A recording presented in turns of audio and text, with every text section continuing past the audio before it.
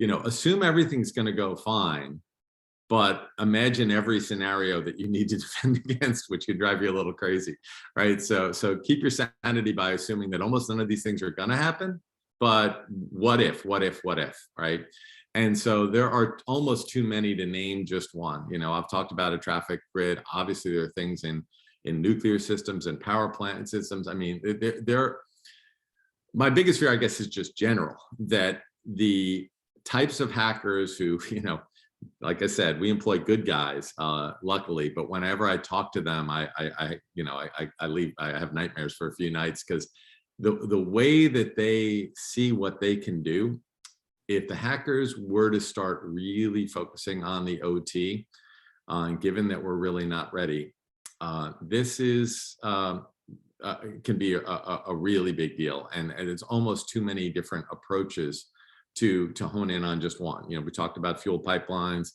Picture a maritime vessel, adjusting all the ballast into one tank on the vessel,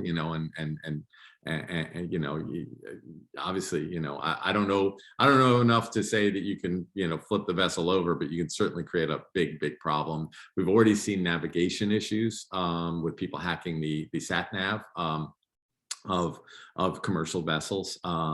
It's not just from an old Bond movie. The ability to spoof and have somebody think a vessel is not where it is, or have you think it is somewhere that it's not.